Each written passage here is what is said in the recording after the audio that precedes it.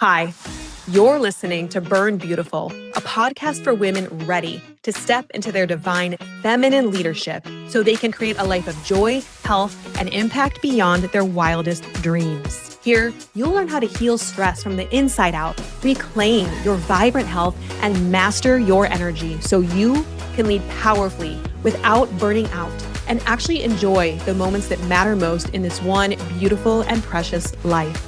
I'm Nicole Whitaker, burnout and leadership coach, founder of Lead Up Health, and creator of the HERS method. Welcome. Welcome to the Burn Beautiful podcast. I am really excited to talk about today's topic. I find it absolutely fascinating and essential for health and leadership. We are going to talk about one of the most overlooked yet powerful dimensions of both health and leadership, and that is belonging. So, not fitting in, not performing, but being seen and allowing others to be seen in a way that creates real grounded connection. Because the reality is, if we don't feel safe, or if our teams don't feel safe or valued or connected, our nervous systems cannot fully relax. And when we stay in that state long enough, we burn out emotionally, physically, and professionally. And belonging isn't just a feeling, it's actually a biological need, and it is a critical leadership skill. It's what allows teams to trust each other, innovate, and thrive. In fact, it is a prerequisite for strong culture, better outcomes, and sustainable success. And it is also essential, but an overlooked part of health. So, when I was training in integrative nutrition, we were taught this concept called primary food versus secondary food, which was so interesting to me. So, primary food, they actually defined as the non food things. So, things like your relationship, your career, movement, spirituality. And then the food itself was actually considered secondary nutrition. And that's because these other aspects of health are that much more important to our longevity, to our well being. And so, in this episode, we're going to explore why belonging is foundational for your well being and your ability to lead, how modern culture has pulled us away from connection, but as times are changing, it's going to be one of the most important leadership skills. And simple, powerful ways to start seeing others and letting yourself be seen. So, let's get into it. We're going to start by talking about why belonging matters so much. So, belonging is one of the most critical and most undervalued aspects of health and leadership. But why? It impacts our stress levels, our immune system, and resilience. But it also shapes our sense of identity, worth, our safety, and our capacity to lead. And as with most things, our early experiences, especially whether or not as a kid we felt seen, and I mean really seen, our internal emotional world shapes how we show up now. So for me, this need for belonging runs deep.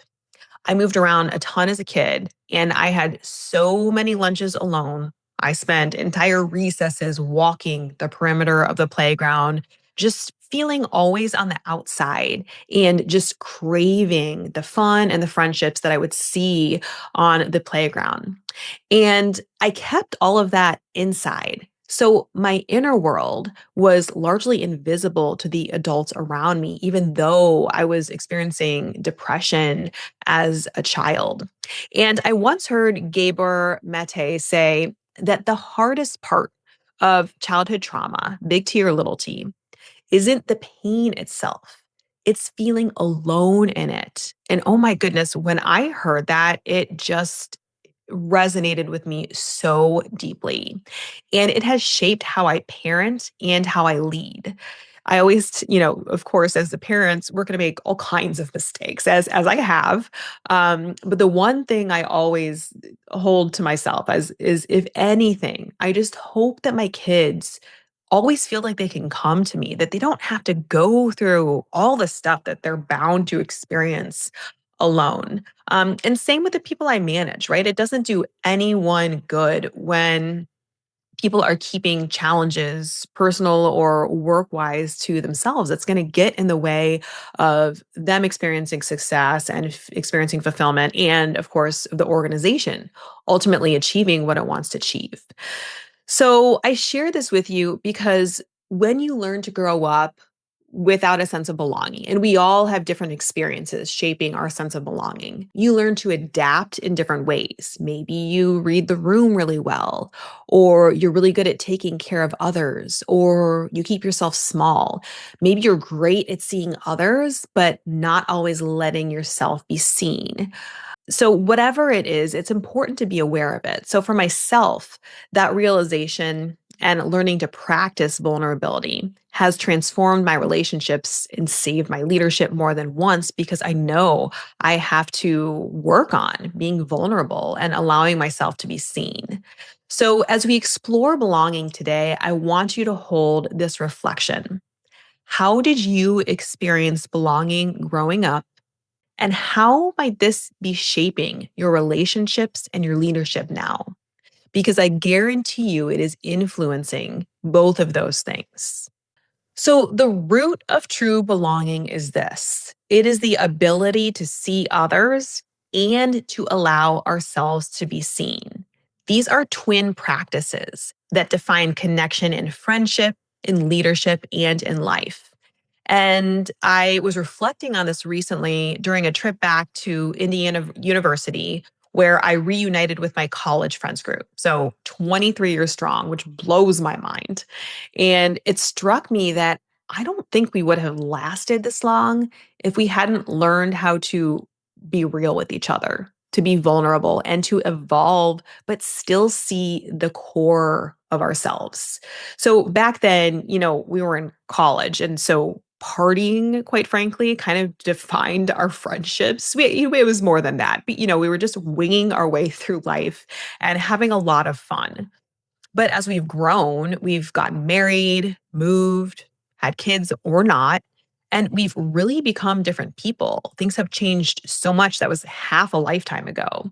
And things really came to a head for us during 2020 with everything happening with George Floyd, COVID, uh, Trump, and political polarities. And I really honestly thought, I told my husband at the time, I did not think our friends group was going to make it.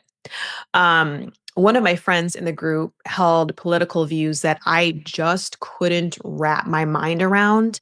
And it created real cognitive dissonance, because I knew her as someone she was the one who showed up, who volunteered, who cared so deeply and loved fiercely. And I really had a hard time reconciling her beliefs, her political beliefs, and who I thought I had known her to be.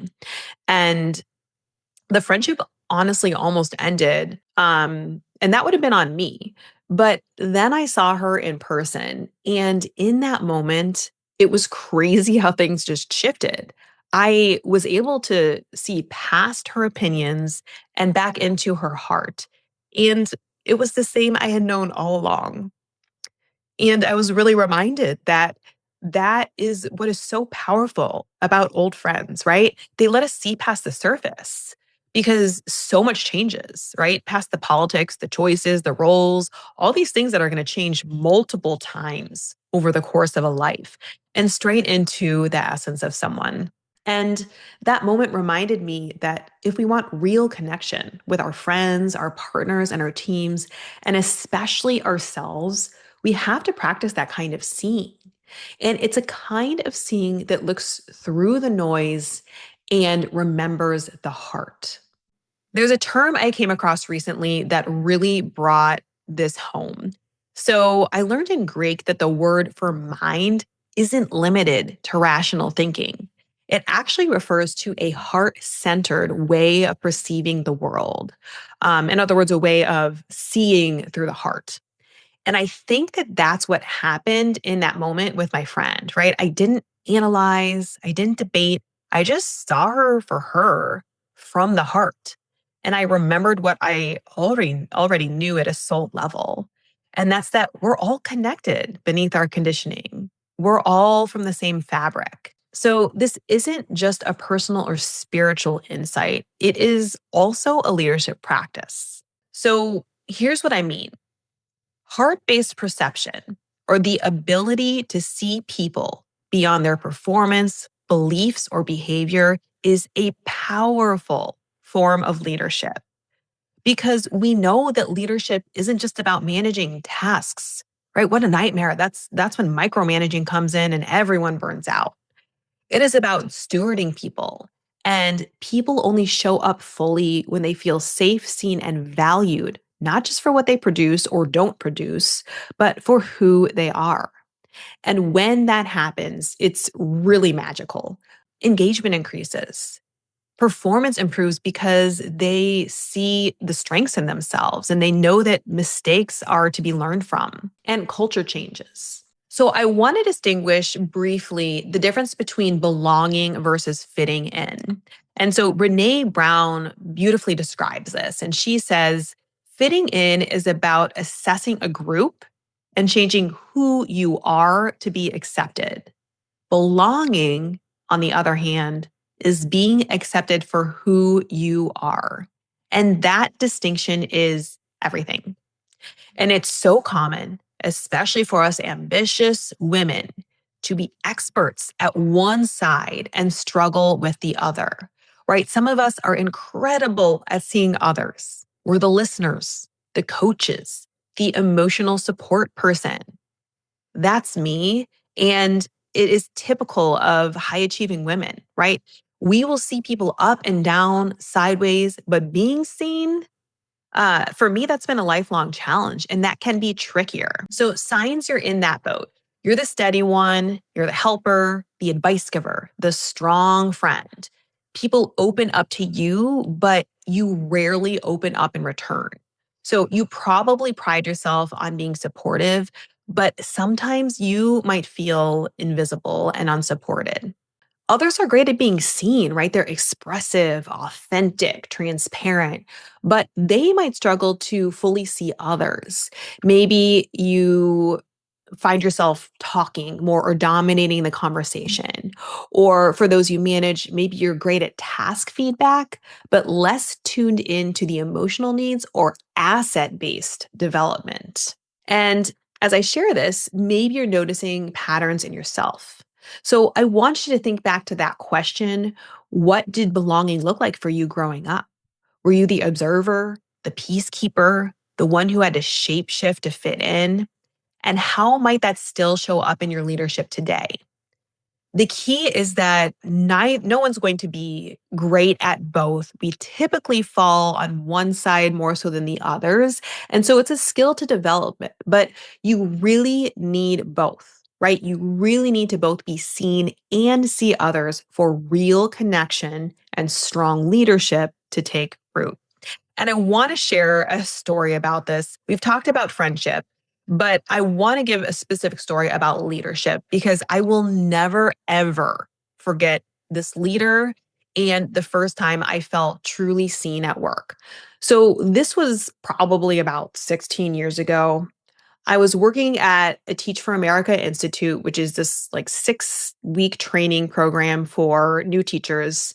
And I was responsible for teaching teachers how to teach, like for offering a course. And my approval ratings, we got scored, I think it might have been at the end, just at the end of every week. They weren't great. And I was like, what's going on? I was so frustrated. And I knew it was that I didn't really connect with the teachers I was coaching. So my manager sat me down and she listened to me for a bit and then asked, "Do you love them?" And I was honestly taken aback. I was not expecting her to ask that question. And so I paused and it just kind of came out that I said, in the classroom, I love my students so easily. But with adults, it is harder. And she listened some more and then said this. She said, when you love someone, you love them deeply. And that is why it is so hard for you to love freely. And my jaw about dropped on the floor. She saw something in me and named it better than I could. I mean, I'm getting the chills now just thinking about it. That wasn't task level feedback, right? Say this, send out a survey, eat lunch with them. It was real seeing, and it transformed the way that I was able to continue teaching that course to these adults. She bypassed all those surface level strategies and named a pattern I could not see. And that was the turning point for me, right? In my performance. And what's more is I trusted her completely after that, right? I would have followed her anywhere or have taken her feedback immediately without question. And that right there is the power of being seen or seeing others as a leader. So, what does this mean for leadership? It means that as leaders, we aren't managing performance, we are managing people. And that means we need to see them from the heart, that heart based perception. And I'm going to give you tactical strategies, 3 or 4 tactical strategies that you can do to help begin truly seeing your team.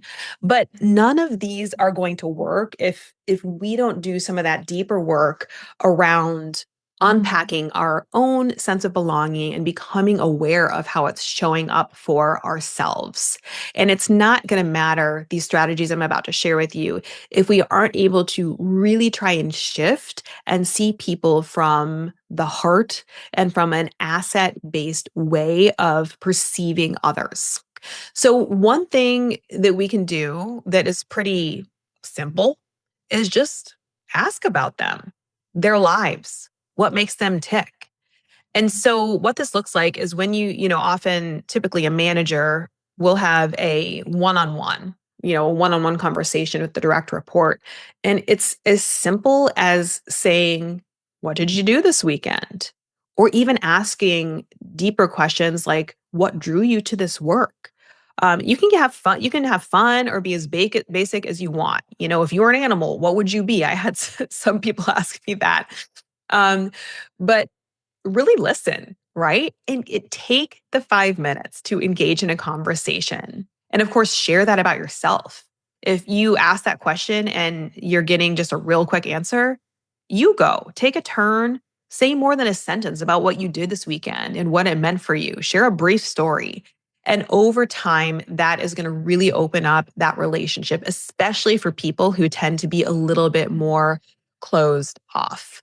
Um, and then follow up, right? How did your son's baseball game go or whatever it was? So this is not a waste of time. It's real leadership. The second thing you can do is just be a mirror. And this is it, folks. If you can do this, simply reflect back what you observe, their incredible strengths.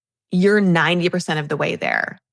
Just when you're in a meeting with them and you notice a strength or a perception they brought to the meeting, name it. Name what you notice about their strengths. You are someone who brings calm to chaos. Do you know that about yourself? Just hearing that can shift someone's belief in themselves, and someone's belief about themselves is the most important driver of success, right? If they feel successful, if they feel like they have strengths to bring to the table, they are going to build on those and they are going to be excited about work and they're going to be proud of producing strong results. And the other thing you can do is you can affirm what's visible and what's often missed publicly. So you don't want to just praise outcomes. You can praise effort, presence, creativity, perspective, and things that typically get lost in productivity culture. Right. And so, in a meeting, if someone that you manage brings up a good point and it's just overlooked, um, chime in, right? Say, I want to circle back to what so and so said. I thought it was so important. Or what a fresh perspective. What do you all think, right? You don't want to fake this. You don't want to make things up, but it's similar to parenting, right? It's like noticing what's good and naming it publicly so that you can build up that visibility and that confidence. So, we just talked about how, as a leader, to be sure we are seeing others, our team, and those that we manage. But let's also talk about now how we can practice being seen as a leader, right? The other side of this sense of belonging. And this can feel even scarier. It is most certainly scarier for myself. And chances are, if you're in leadership, this will be a lot more challenging than seeing others, but it is critical because I have a secret. If you are in leadership, you likely intimidate others. It's true. I had no idea myself that I was intimidating. I was like, really? When I found out that I intimidated other people, me? But if anything, I had major imposter syndrome, right? But it came out that, in fact, almost everyone I have worked with especially those that I managed at one point, found me intimidating at the beginning. So someone that I managed actually told me that they were scared of me until we were at an in-person event and they happened to overhear me call home and talk with my kids. And just that moment of hearing me being a mom and who knows what I was saying, but just being a real human being softened everything. And she was less intimidated. So here are a few ways to show your human side. The first is to start small. So share something about your weekend, your family, or what's on your mind. Right. And this isn't, by the way, isn't about like oversharing. It's not like you have to share your deepest, darkest fears. It's just about being real. And going first sometimes is helpful for others. If you go first and share an aspect of yourself, as I mentioned before, they are likely to open up a little bit more. The second is that you really, really need to know your strengths. So if you cannot rattle off your strengths right here and now, like boom, boom, boom, boom, boom, I'm excellent at this, you need to do some work here. And the reason why is that when you know your strengths and you get your value and what you bring to the table, it's easy to admit your gaps or your areas of development. So it's easy to say, I don't know, when you're rooted in what you do know. We work on this in the HERS program for a reason. It's because this one shift is a game changer. But this one can also be super hard because often our strengths are so easy to us. They come so easily. We don't even think of them as strengths. We can shrug them off as like no big deal. So it's a really important practice to do some digging and reflection here. There are tests out there. I personally like the Strengths Finder test, but there are a bunch you can take. And you can ask others. And then once you've done some reflection and you really know what you're bringing to the table, what your 5 core strengths are, post them someplace visible because this is going to reduce imposter syndrome. It's going to increase your own confidence. And when you do that, you can be vulnerable about what you're not good at, right? I'm a great big picture thinker, visionary, strategy, but sometimes I miss the small details. And honestly, it's very easy for me to admit that because I'm so confident and I see the value in the other side of the coin, my strengths of big picture thinking. So the second thing you can do is try this knowns and unknowns method, especially in times of change, right? And what this looks like is when there's anxiety or uncertainty, and you don't have all the answers, right? Nobody has all the answers. It's helpful for yourself and for others if you list, here are all of the things that I do know, right? When we were going through a reorg, right? I know that these teams are going to be merging. I know there are X amount of roles. I know that, going through and listing through those things. And then I can say what I don't know is exactly what the positions will be titled or whatever it is, right? And that's going to build trust and people are going to open up with questions so you know how to better support them. The third thing is to use a 2x2 feedback model. Now, this is a common model. You might be familiar with it. But my word of warning here is that it's only as effective as you make it to be. So the 2x2 feedback model, and I did use this structure in my one-on-ones, is prior to the meeting, you give yourself and the other person one glow. So one thing you did well as a manager, one thing they did well, and an area of development, one thing that you would like to improve and one thing you want them to improve. Now, it's only effective if you're pushing yourself here to be honest and vulnerable.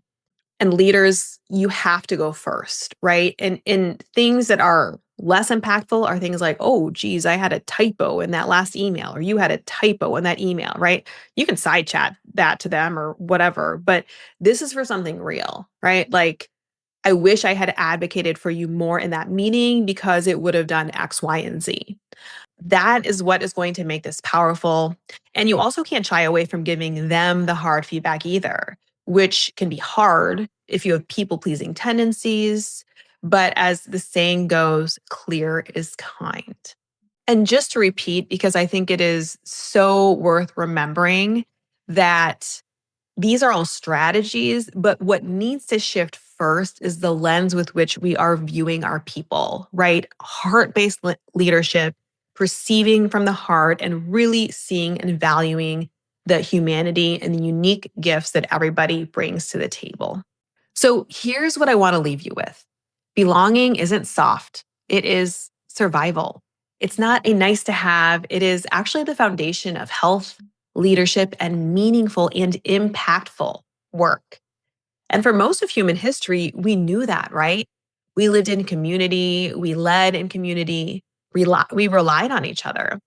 We saw each other and allowed ourselves to be seen. But over time, especially in the workplace, we moved towards titles, perfectionism, and performance. We started believing that we had to go it alone, that leadership was about certainty, answers, and always having it together. But what's amazing about the time that we're in is that we're entering a new era in a world where AI can do the thinking, can offer the knowledge, can write the reports, run the numbers, even give feedback. The true leadership differentiator is not what you know. It's how you connect. It is how you lead people. It is how you make others feel. And it starts with you, seeing others, really seeing others, letting yourself be seen, creating space where people can bring their whole selves and feel safe doing so, regardless of their identity, their ethnicity, or their beliefs. So I'll leave you with this. Who in your life are you truly seeing? Who do you need to see more? And where in your leadership are you still hiding? Because leadership, thank goodness, is not about having all the answers, right? It's about building the kind of trust where others feel safe enough to offer theirs. We were not meant to lead or work in isolation. We were made for collaboration, belonging, and we lead best when we remember that. Thank you so much for being here. If this spoke to you, I hope you'll share it with another woman in leadership who may be feeling lonely or burned out or stuck in performance mode. You are not alone, and you don't have to lead from depletion. Let's keep building a world where women are seen and lead from their whole authentic selves. Until next time, burn beautiful, loves. Thank you for spending this time with me. If this episode sparked something in you, subscribe, and I'd be so grateful if you'd take a moment to rate and review the show. It is the most powerful way to help other women find it. And if you know someone who is struggling or on the edge of burnout or simply wants to lead from wholeness, send this their way. Let's grow this movement together. To get exclusive insights, tools, and behind-the-scenes support, join the HERS Insider List at www.leaduphealth.com. And if you're ready to explore working together, whether through coaching or consulting, you can book a free consultation right from the site. Until next time, burn beautiful, loves.